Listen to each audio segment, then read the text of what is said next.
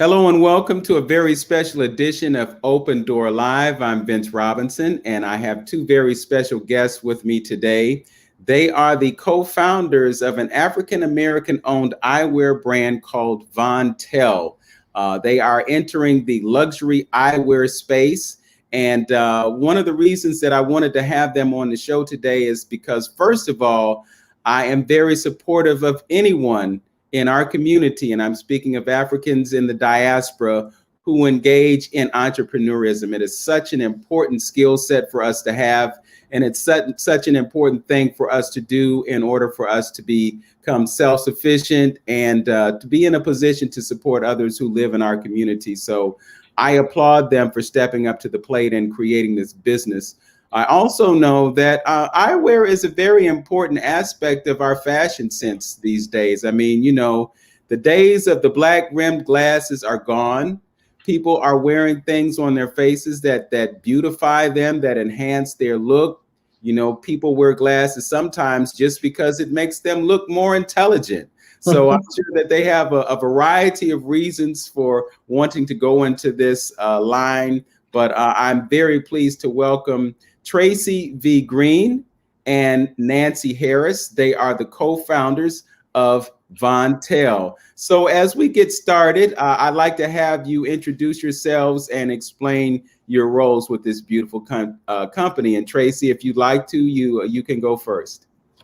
Hi, everyone. Yes, Tracy Vontelle Green. Vontelle is actually my middle name. And I am co-founder and acting as CEO for the company. We really just wanted something new, and we started searching and couldn't find it and decided to create it. Okay. Nancey, how about you? How did you get connected with this great opportunity in this great company? Well, thanks to Tracy and her. Um, what happened is, first of all, I'm Nancey Harris, and I am co-founder and COO of Vontélle. And had it not been for Tracy and her, the need, like she said, she called me one day and she was lamenting at the fact that she lost her very expensive eyewear. I had lost mine probably within the same month or so in between.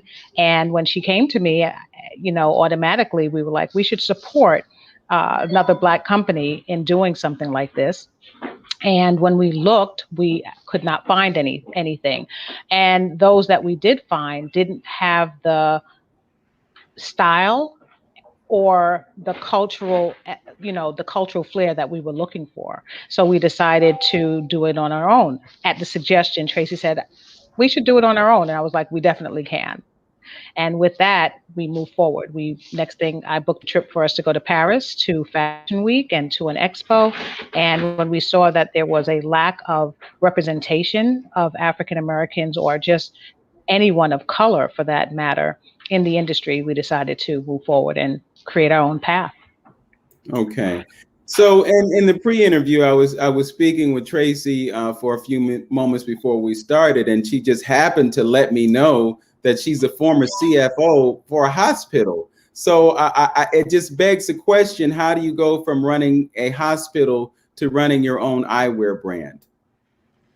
And Vince, I would say it's the same. I think, working in hospital finance for all the years that I've done was a great launching pad and experience. If I did not have that experience of managing, finance, budgets, projects, I would not be able to successfully do the eyewear company. And I think it just basically took a leap of faith. I worked really hard at my job at the hospital, and I think COVID, the pandemic, made me realize I wanted to choose a different path. And, it's kind of like you only live once and you see people getting sick around you. And I always wanted to have my own business, and the eyewear company just kind of was a great idea. And I decided, let me just do this and take all my experience and all my knowledge and education and throw it into my business. I was working maybe 60 hours a week for the hospital. I might as well work 60 hours for myself. So are you putting in 60 hours a week now? Probably more. Well, but I it's a have to different feeling. imagine that based on the sweat equity that you have in your company, those 60 hours are much more worth it to you because they're going directly to you and your efforts than they are to others. I want to pivot and ask Nancey, I didn't get to hear about your background before you came to Vontelle. So what was the life of Nancey Harris before this great opportunity came her way? Well, the life of Nancey Harris before this was I was a former sales executive at a well-known media giant. And prior to that, I had my own publishing company where I was an author and I wrote books, and then I began publishing other people along the way. So one of the things that Tracy and I both say is every position that we've ever held has helped us with doing what we're doing today. Tracy has a strong financial background, having been a CFO, me having been a sales executive as well as a marketing executive and also a writer has helped. And because I was a publisher, I was also able to know how to source and negotiate and work with people to get the things that we need done, which is why I operate as the COO of the company. Oh, okay. So you all came together, you went to Paris, you noticed this deficit, you said, hey, we're going to do this. How does it go from you having this vision of being able to put glasses on people's faces that will make them look better to actually having the products that you have on your faces right now? Wow, it's a lot of steps.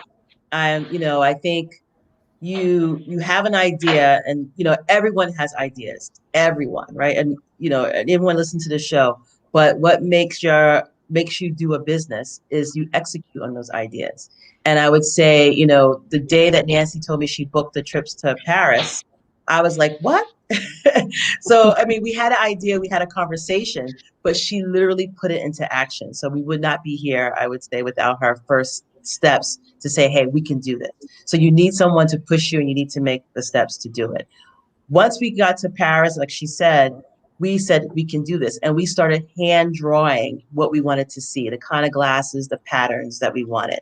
Nancey even went even further, and she went shopping, and she started picking up patterns, all around Brooklyn. We live in Brooklyn, so we have a huge diaspora of people. You have Caribbean people, you have Africans, you have people from, Puerto Rico, Spanish, Latino, areas, countries. So it's a big melting pot. And we started picking up fabrics and saying, this is what we want to see on the eyewear.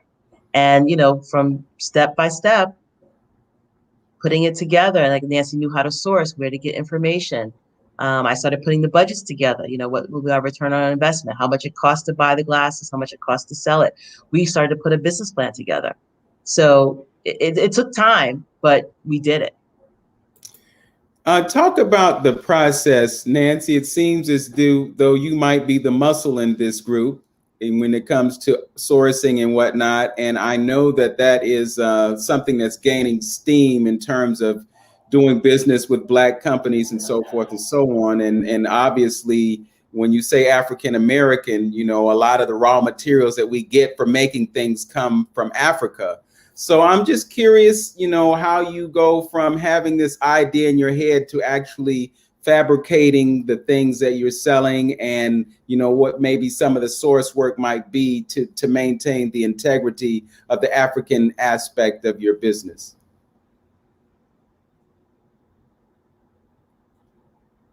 Looks like she may have frozen, and I think that there might be router issues, because sometimes when folks freeze up, it's because the routers are clogged. So are you back?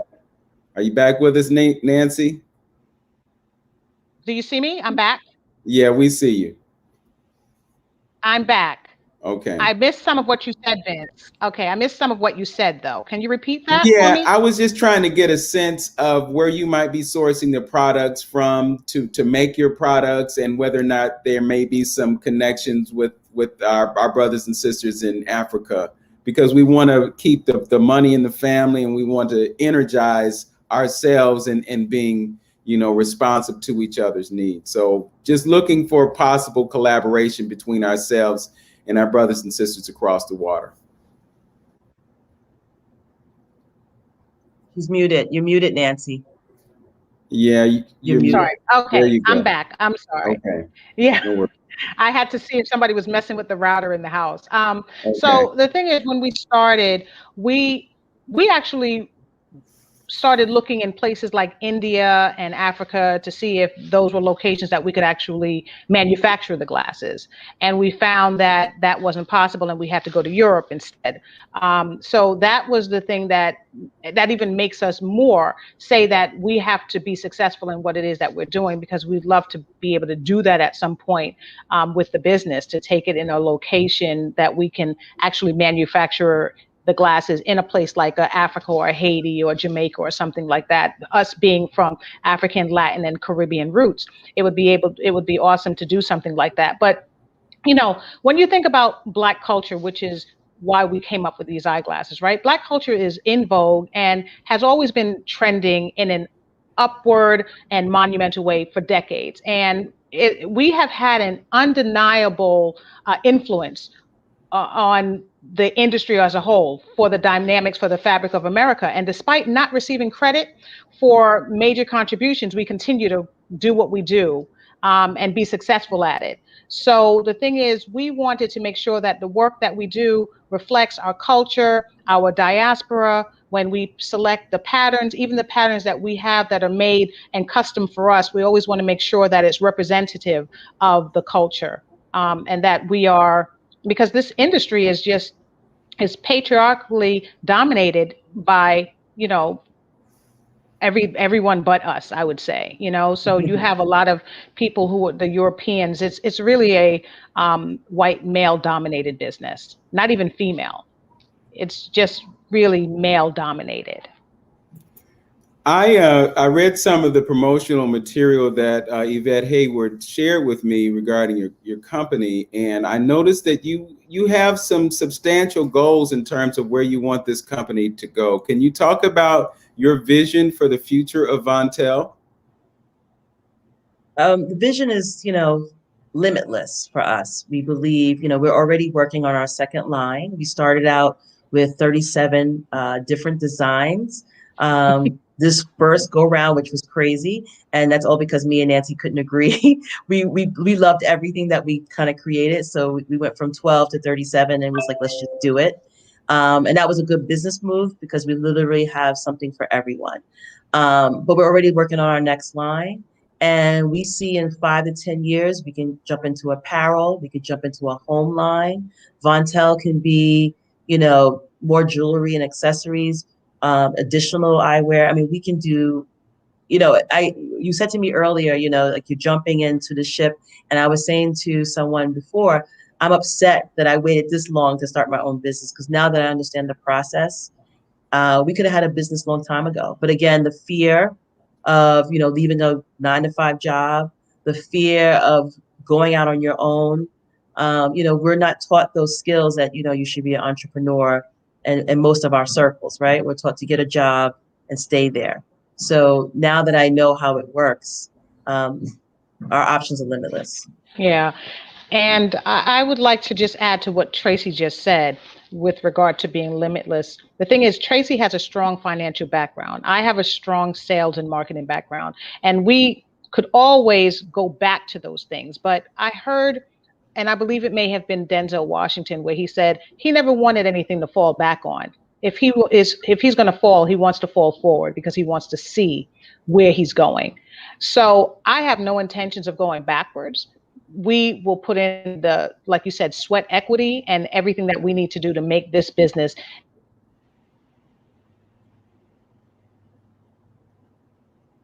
Okay, looks like we have another route Rose. Yeah. issue. So, but Well, yeah. it's all good. Tracy, while we're waiting, and it looks like she's back, and Nancy, you can unmute. Okay. Talk about Vontélle. I mean, it's a very distinctive looking name, and it has meaning, and it has relevance to your mission. So talk to us about Vontélle. What does that mean, and how does it relate to your company? So Vontélle is my middle name.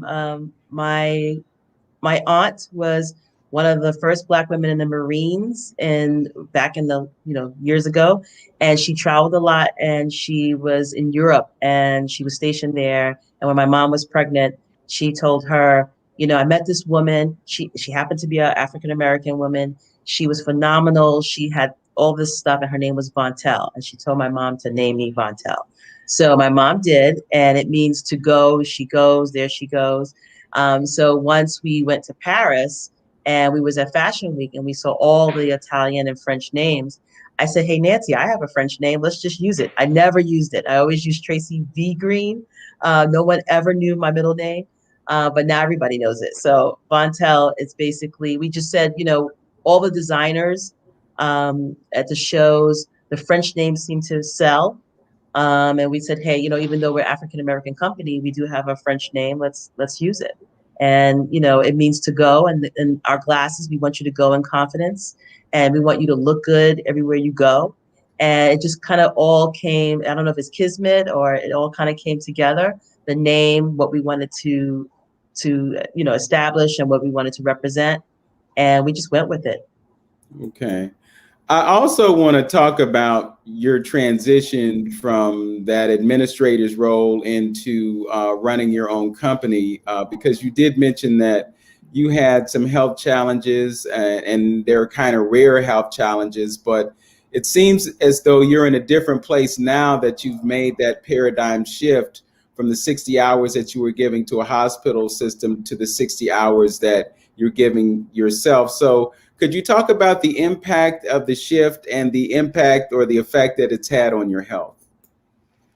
Well, the impact of the shift, and again, everything kind of happened at the same time. We have me having a health issue, find out I had diabetes type 1 and type 2. It's a rare, it's called 1.5. On top of that, we have a pandemic that happened immediately after. So you had a lot of things happening at the same time. And then, me working in a hospital where a lot of my colleagues were getting sick at the same time as well with COVID. So I was kind of like the lone survivor trying to financially operate the system until I had, support. So with all those things happening, and you see life leaving around you, colleagues getting sick and dying, you start to put things in perspective. And we had started this project pre-pandemic. So once I realized, I really just want to focus on my health and actually focus on this business. And I just basically, woke up one day, and, I just had a great conversation with my CEO, my president, and said, what, I just can't do this anymore. And I really need to focus on myself. And now, even though I'm working the same amount of hours that I worked for the hospital system, but I'm working from home, I'm working for myself. I schedule my workouts. I make sure I eat properly, doing all things for my health that I need to do that I probably wouldn't be able to do at the hospital because somebody else controlled my time. So it's a big difference when you control your time. You control, I'm working out twice a day. I'm, taking my insulin. Everything that I have to do, I'm doing it. Someone else is not saying, come to this meeting. You have to be here. This is important. This is more important than you. So I'm scheduling my health, and I'm scheduling my business. And, even though I'm working Saturday and Sunday, just like I did before, but I carve out time for myself. And it's just a great experience to be able to do that. Okay. Nancey, you talked about being involved in the publishing industry before you came into this opportunity. So I'm imagining that there was also a paradigm shift for you. Talk about how things have changed for you since you've launched this or co-launched this eyewear brand, and you've made that pivot point. Well, for me, like Tracy having a health challenge, for me, 9 days before we were going to launch the business as a whole, I had a fire in my home. And so I've since been displaced. So we've both had some issues. And then you're talking about the pandemic that has ravaged America on a whole. It's just made things a little bit different.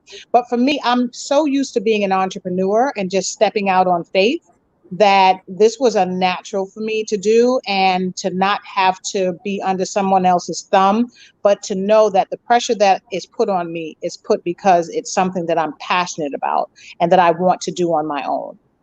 Yes, that's interesting, Nancey, because before I came to where I am right now, I worked in insurance for 27 years.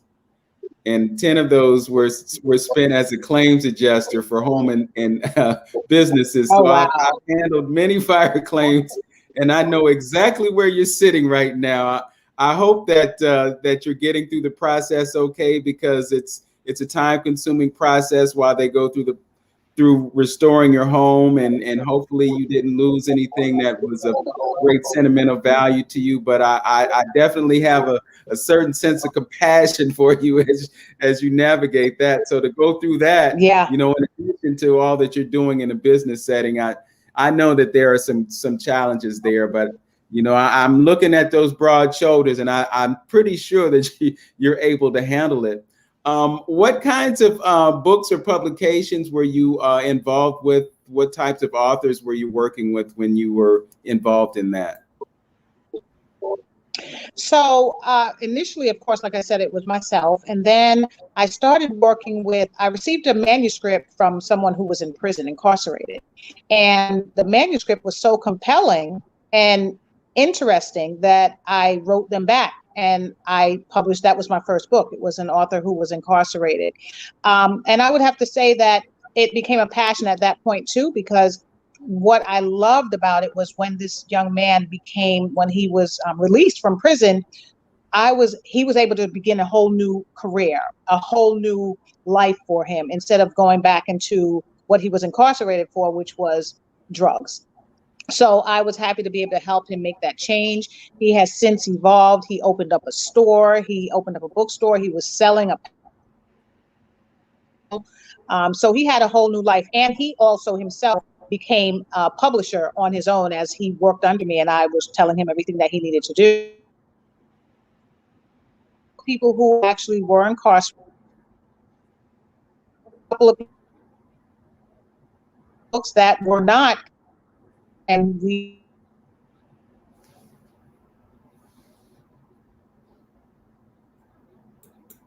Okay, it looks as though we're having some more transmission issues, you know, but when they get 5G up and running all over the place, It'll be better. and then when they replace it with 6G, we'll be swimming in more microwave radiation, but our signals won't get jammed up as much. So why this is happening. I have no idea. Never have a connection problem. Yeah. But, you know, as we have this conversation, I just see so much depth in the experiences that both of you have had before you got to this place in life. And I just think that it's important for those narratives to be disclosed, you know, because people have a one-sided view. They think we're all alike, you know. And the other part of it is we see a lot of doom and gloom. You know, when you reflect on the past year that we've had, you know, everyone has had reason to be depressed or anxious or stressed or whatever about what's been going on. But, you know, what's beautiful to me is that in the midst of all of that, you all were able to create what you have created. You know, you've got one line and now you're moving to a second line and developing your product array. So why don't you talk about some of your products? I know you switched up a couple of times and we see it, but talk about these fabulous glasses, and you know, talk about their features, and you know, this is your chance to really sell these beautiful things to the folks who are watching now. We've had a few folks who have been on, and this will be posted on YouTube so folks can come back to it, and please feel free to use this as a means of promoting what you're doing. But talk to us about your products. So as I stated earlier, we, you know, despite everything, you know, health and fire and everything, me and Nancy kept going. We kept pushing through, and we would buy fabrics, and then we would say, hey, we needed glasses with real estate. A lot of our glasses are oversized because in order to get the patterns on, you need to have some real estate. So this is our Sienna spiral, and it's a nice Ankara pattern that we were able to kind of blow up and put on the glasses, right? And then you have normal acetate. And what we did is that we did a lot of research with our friends and family, and a lot of people have really hard time finding glasses that fit, especially African Americans, Asians, Indians, mainly because we have higher cheekbones, we have bigger noses, our bridges, and our faces sometimes a little bit more rounder. So the temple usually, they buy glasses, they're too short. Ours go really long. We made sure of that. So for guys and girls with bigger faces, you can get glasses that fit. Because of the pandemic, what we did was we created masks. We used the same fabric. So now we have coined the phrase full face fashion. So these are my Congo squares. I love these glasses. One of my favorites. They're all my favorite, but this has another print on it, African print. It's on the side. And we also took the fabric to do the mask. So now when you're wearing your glasses, you match. So, I mean, you have full face fashion. How fabulous is that? So we have shades, we have glasses, we did tortoiseshell. I mean, we have literally something for everyone. These are another one of my favorites because I just feel I look so good in these. But these are our Aztec archetype. These again have and just a pattern. So you know, those are Aztec archetypes. Okay. Yes.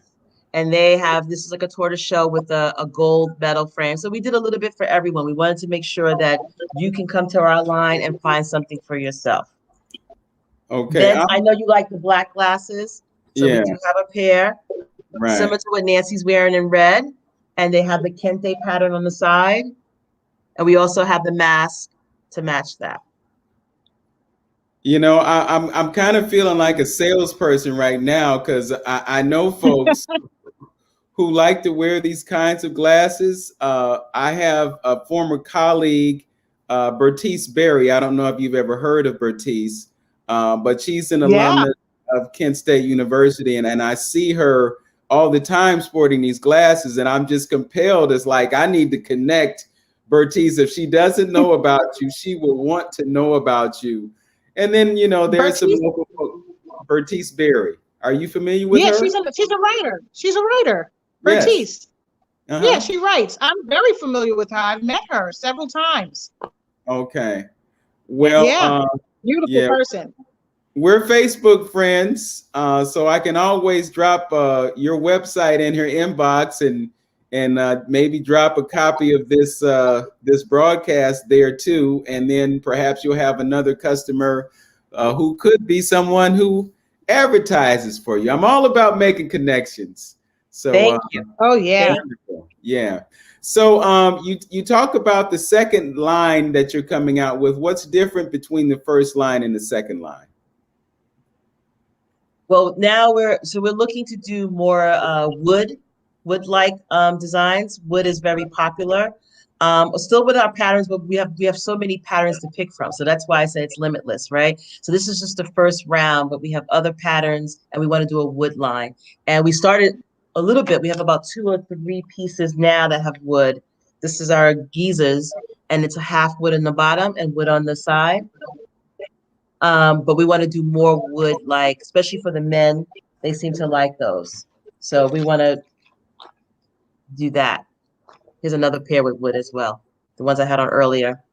So this is like just the wood on the side, the wood grain, and we have like the nice olive color. I'm wearing my camouflage today, so the green matches. Okay. Now, do you get into specialized optics? I mean, for myself, you know, I don't wear bifocals, but I could, you know, because I see differently here than I see at the bottom of my frame. So do you get into making the optics that would allow people to have 2 different types of vision with your frames? Absolutely. We work with single vision, progressives, as some people would say, bifocals. We deal with transition. So if you want your glasses to be, and we also do AV, Readers. we do blue light and readers, yes. So if you want glasses that are for the computer, because we are on the computer so much now, we also work with the blue light filter glasses as well. So we have many capabilities, and we do it at a really affordable rate, because the story behind that is we wanted to do it, but what really compelled us even more is the fact that we had given Tracy's mom a pair of our glasses, one of our prototypes, and she was so excited, and she had already filled her prescription previously, so she had used up her, you know, she was unable to use her insurance at that point. And unfortunately, when she went back, she paid nearly $600 for the lenses alone. So to us, we thought, wow, there's so many people out in the community who need glasses, but they can't afford to pay those high prices. So we found a partner that was able to do this for us at a very reasonable cost, and we don't do a major markup. And to go along with that, because we wanted to do something really special for the community, is that we are now working with an organization called WIN, which is Women in Need. And they have 12 shelters throughout New York City. And we are working with them one by one, each shelter one at a time. And we're going to be going to those facilities and giving free eye exams, and we're donating glasses. And we're also working with another organization where just yesterday they came on board to offer and assist us with this, is Steve Harvey, the Harvey Foundation, where they're also going to be paying for the prescriptions for these individuals. So we're donating the glasses, and thanks to the Harvey Foundation, we will also be able to pay for the prescriptions for them. And they have thousands of people across the 5 boroughs that are in these shelters. So as they need, we know that, you know, eye health is very important. We will be there to step up and provide them services by providing them glasses because they need them. Okay, so I happen to notice that you also have some type of a warranty involved with your product. Could you talk about that? I think people would really be excited to know that, you know, they don't have to live in fear of dropping them or something happening. So tell us about that warranty situation that you have. So this whole project, this whole business started because I lost my glasses. I lost a very expensive pair of glasses, right? And we all know how much glasses cost, very luxury brand. And I was so upset. And I said, that's when I said, Nancey, you know, I want to buy a pair from a Black-owned brand, and I want, you know, color, I want pizzazz. But in the event we do this business, we want to offer at least a 1 year insurance. So from the purchase date, you have 1 year. If you lose them, you break them, they're lost or stolen. If you know, you send them back to us. If they're broken, we repair them. We give you a brand new pair. If you lose them, you fill out a claim form. We give you a new pair. Glasses are a necessity. You need them to see. I cannot see without my glasses. And when you spend so much money and you lose them, it's like $600 down the drain, right? And when my mom paid that much, we decided to fulfill prescriptions. Originally, we were only going to sell eyewear. And then we realized that we need to do affordable prices. And we do progressives at about $150. You can get single vision at about, you know, $90. So we do, you know, we do the prescriptions for you. You can, at a good price, you can get shades put in. You can put your prescription in your sunglasses. These have my prescription in it. These are Ankara aviators. These look good on men and women. So the insurance was important. And that's one of the things we wanted to kind of give back as well. So this business is helping us help other people. Well, you've given us quite a bit to look at. I think to a certain extent you have improved our vision, because we have a much clearer view of the future now, that we can see how bright it looks when we have the right apparel on our faces. So I want to thank both of you for spending the time with me today. I'm going to spread the word about this great company and do all that I can to support you. And again, thank you for joining me on Open Door. Are there any words of wisdom or anything that you want to pass along to us before we depart? I would just say to anyone out there wanting to start a business, if you're afraid, you're going to be afraid, but make sure you just do it. You write down everything you want to do. You have your business plan and you go for it. You can do it. Okay. Absolutely. I agree. I would say that don't be afraid to bet on yourself, because if you can do it for other people, you can definitely do it for others, and you can be just as successful. So, surprise yourself and do it. If you're ever going to do it, now is definitely time. Okay.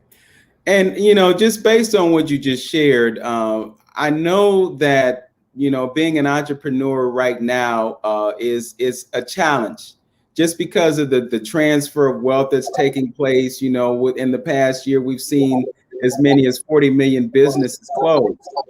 We've seen huge unemployment and all of that. So people might be looking at this time as a time where, maybe it's not a good idea just because of all those challenges. But despite all of that, you've been able to come out with this product line, expand your product line, and have a vision of what the future looks like as you continue to grow your business. And I would be remiss if I didn't take this opportunity to talk about the benefits of being an entrepreneur and to not have fear. You talked about walking away from a job, Tracy, and it was probably a daunting proposition for you. But then when you think about your health being the most important thing to you, and the fact that you have a doctor telling you that, hey, maybe you might want to think about doing something different. So I just want to encourage people to get into being an entrepreneur, and now, being a woman. I mean, we're moving into an age of the emergence of the divine feminine. I see you, sister. I see you got the melanin T-shirt on, so I know you know what I'm talking about. Yes. But we're moving into this time and place where feminine energy is on the rise, and people are beginning to appreciate the sacred aspect of the Black woman. So for you all to be where you are right now, breaking through those barriers and creating something that can be beneficial in so many different ways, I just want you to talk about how important it is for you to seize the momentum of this time that we're in, especially being an African woman operating in a global basis. Well, Tracy usually speaks to this, but one of the things, and it's important that we say, please do your homework. There's a lot of resources, and more than ever, if you are a woman of color or a person of color, the resources are out there and they are available. For us, we did a lot of research. Tracy and I come from a background where research and finding intelligence that makes sense. We wouldn't have just jumped out there and have done this if we didn't do that. So we realized that, one, eyewear is a necessity. Whether you're talking about sunglasses or you're talking about eyeglasses that need prescriptions. So we're in an industry, like I said earlier, that's really white male dominated. This industry heeds about, in 2019, said that it heated about $139 billion in the United States. So it's a multi-billion-dollar market. Yet there are only a handful of Black eyewear manufacturers.